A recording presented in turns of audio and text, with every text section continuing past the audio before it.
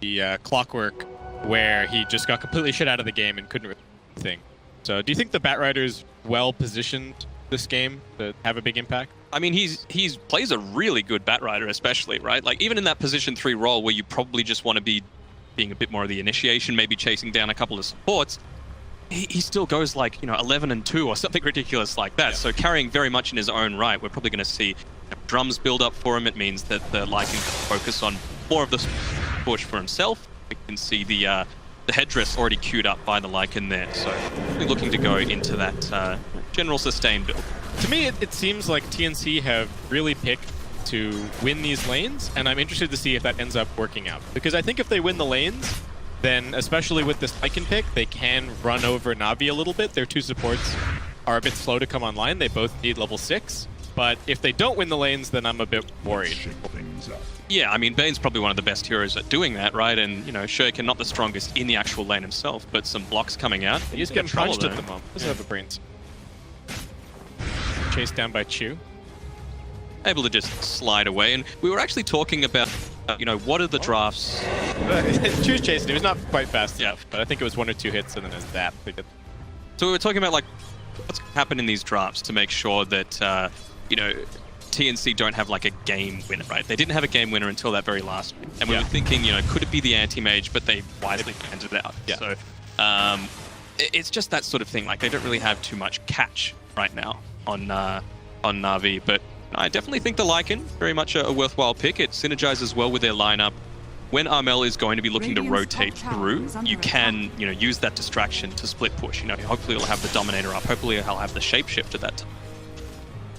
I like the Disruptor pickup quite a bit as well, because you could see that Navi were thinking about it, and they knew that TNC couldn't go for an immobile carry. It had to be something with quite a lot of mobility to play against the Razor, to play against the Darkseer, and they kind of prepared themselves. Got a Firefly popped up top, and Crystallize is going to be just fine, and Kuko actually taking quite a bit of damage here. Got the Fairy Fire to try and keep him alive. With those stacks of Sticky up on Crystallize, he will just back himself out. Doesn't even have the point bridge just yet. Kuko's still pressuring him a little bit here. I don't think these creeps are going to be quite enough for level 3. 3 back and won't get any of these CS under the tower. Some great confidence coming from Kuku, right? Just diving through into that tower range, knowing the tower's not going to hit him, but still just denying a lot from Crystallize.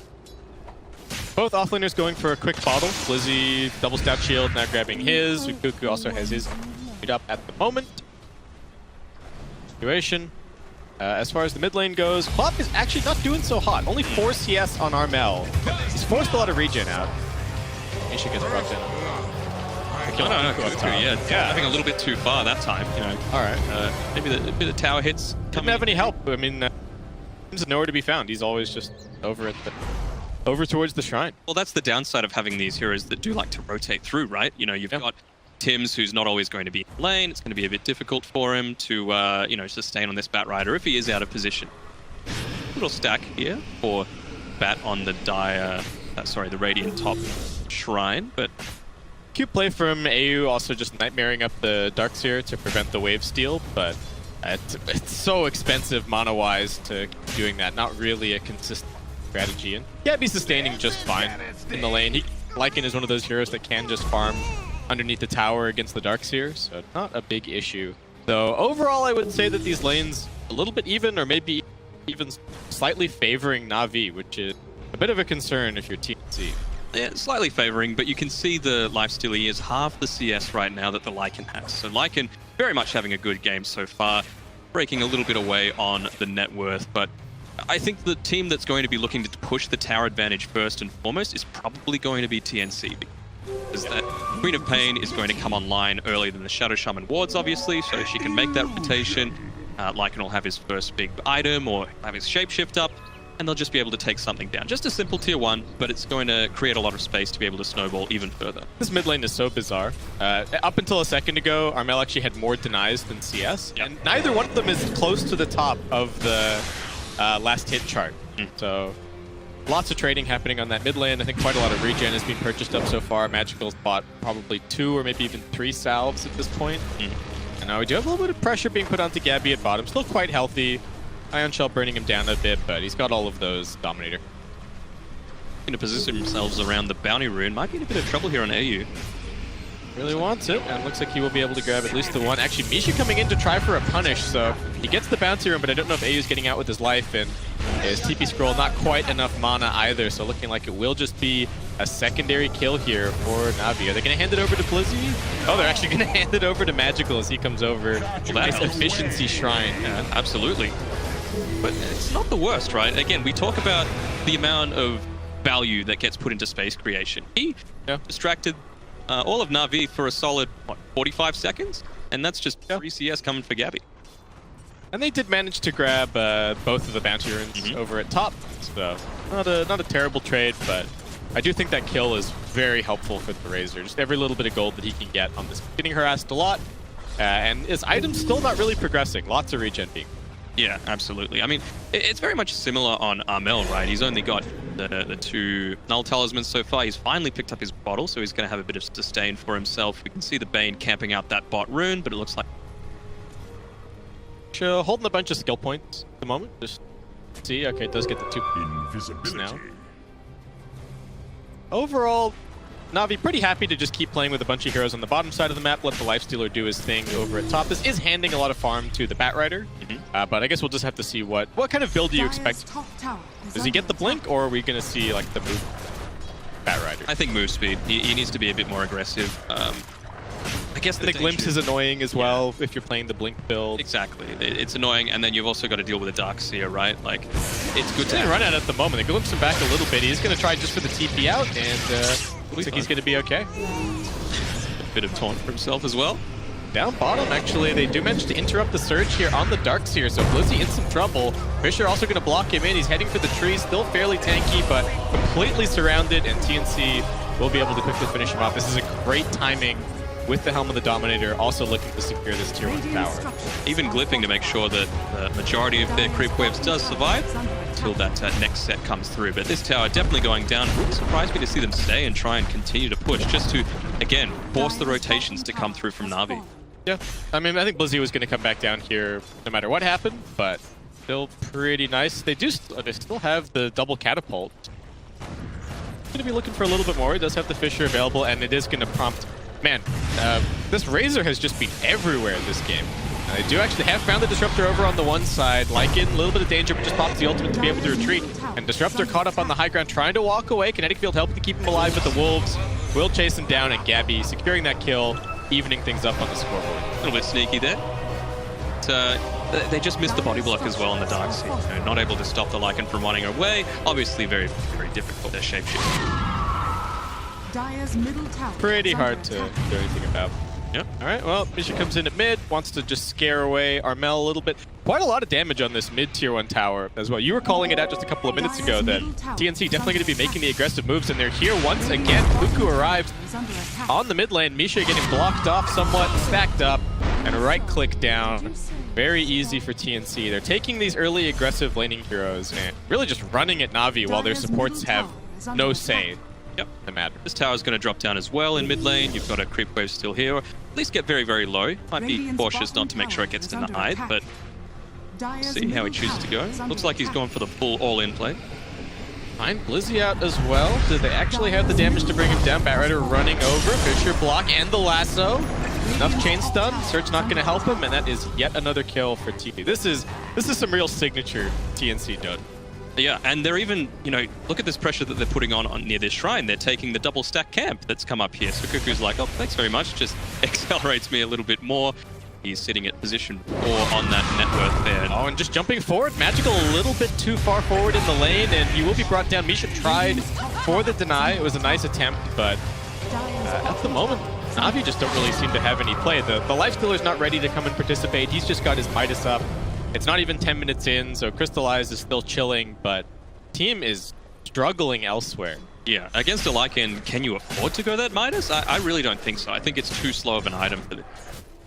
I think, to me, the Razor is just having such an atrocious game. His net worth is below the Earthshaker on the TNC side here. He spent so much of his early cash on just buying more regen to sustain the lane, and now he's almost completely shut out of the game, it feels like. Yeah, I mean, he's not able to be that frontliner that Navi likes him to be, right? Like, if you're just going to die constantly every single time to these heavy rotations, then what are you doing in the game? Well, they're looking for some vision onto AU potentially. He still wants to battle for the bounty runes, though. They do not have the Fiend Script available. He's only level 6. They do immediately invest into the Centaur, trying to keep Misha alive, but they didn't need the Centaur to get that kill. Absolutely not.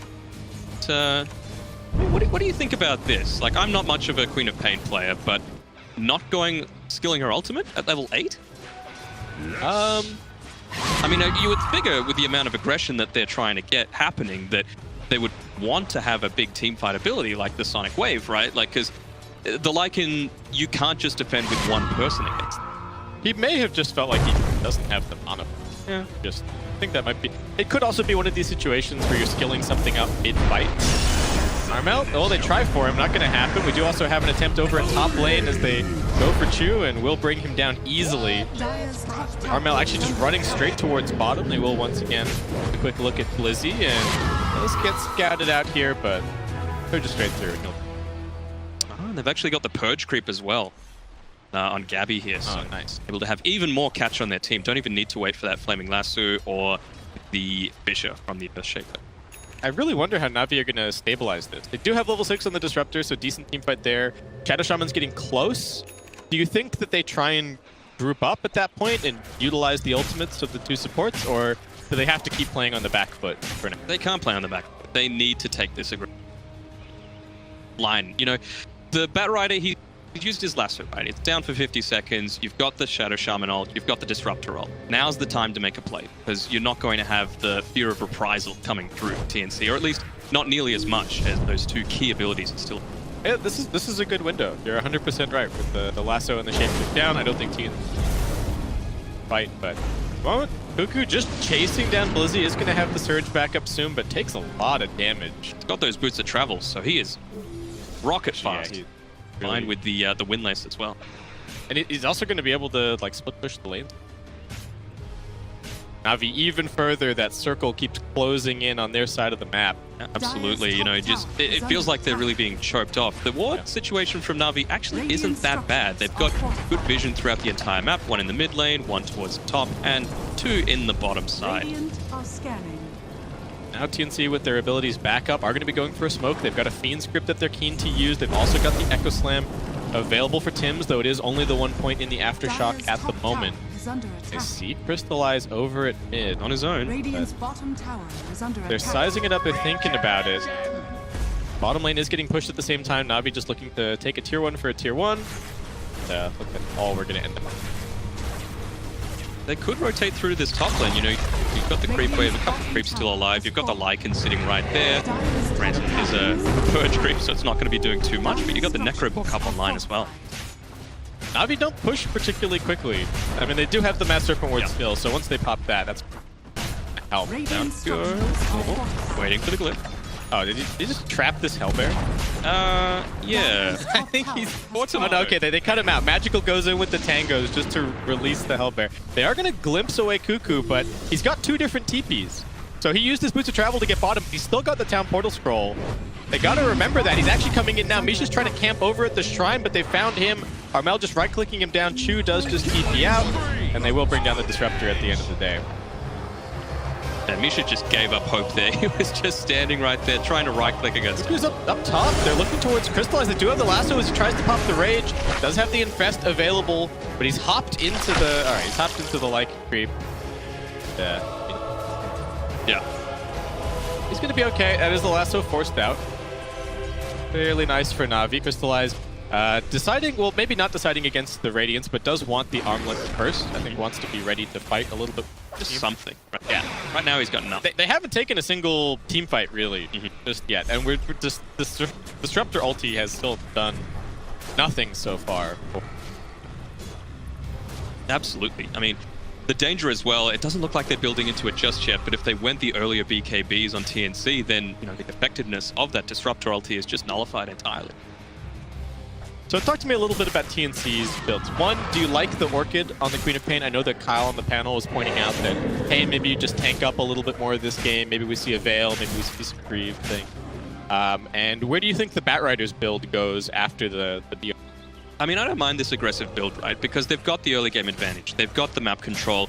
And particularly, it feels like they're really well connected as a team. So AU is going to be there to save you. Might have a battle breaking out here for these 15-minute bounty routes. Crystallized runs straight up onto the high ground. Needs to be a little bit careful.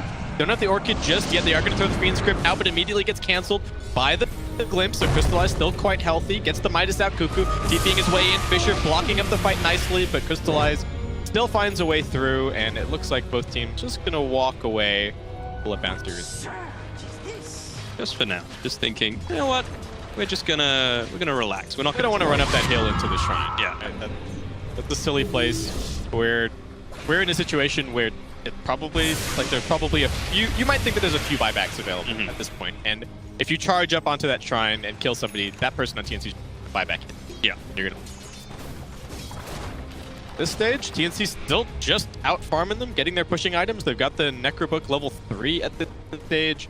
Shapeshift coming back off cooldown in a couple of seconds. I think Gabby would actually be very interested in finding a kill into a quick tower push for all these.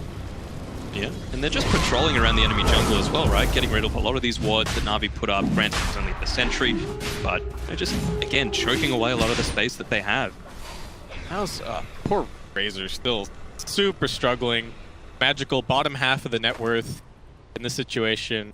TNC, they knowingly gave away this Razor in the draft. Yep. Navi took it super early, and it seems like TNC have responded fantastically. Pretty much just the quad pick, to be honest. Seems like Armel really very comfortable with that matchup. And you actually find themselves a little bit of a lasso over at top. Chu getting caught out, thought that everybody might have been in the Roshan pit, but it's Cuckoo who finds him.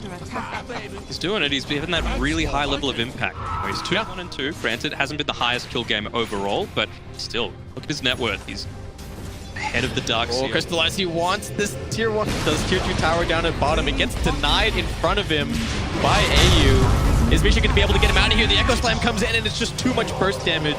Misha can't even help. He's just running for dear life at this point. Doesn't even have a TP scroll, actually. See this Disruptor as well. Yeah, they see him on that Observer ward down there. TNC maybe bigger fish to fry, gonna smoke up and go and look for a Fiend Script, perhaps. Yeah, and they're actively avoiding the way that the Disruptor went as well. Not wanting it to be broken for a position 5. Got this really nice deep Observer ward here, so they know where all of the heroes are. Magical. Poor Magical. He's had such a rough game so far. Gets found that once again. He's going to run away from the Shrine. The Shrine is not going to save him in this situation. Disruptor's TPing in, trying to help, but they've already lost so much life on this Razor, and they will just end up canceling the Disruptor TP at the end of the day. Navi are getting very circles run around them this game. Maybe feeling a little bit too confident from their series against Complexity, but TNC, they really show up on that. It's really great to see. And if this is, we've been talking about Navi a little bit being a team missing their captain.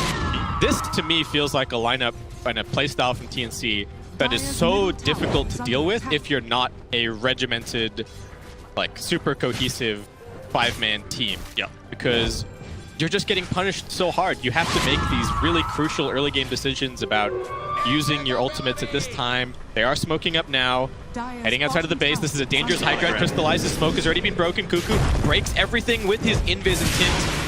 Splits them up. Magical's on the high ground, but the rest of the team trapped in the low ground. He's going to try and survive with the Shrine until his team can get back up here. They drop the Serpent Wards down, but they're on the low ground. It's not really doing that much now. Gabby finds an opportunity to charge into the backlines. Chu's dead. Misha also going to be brought down. Triple kill for Armel. How many more can he get?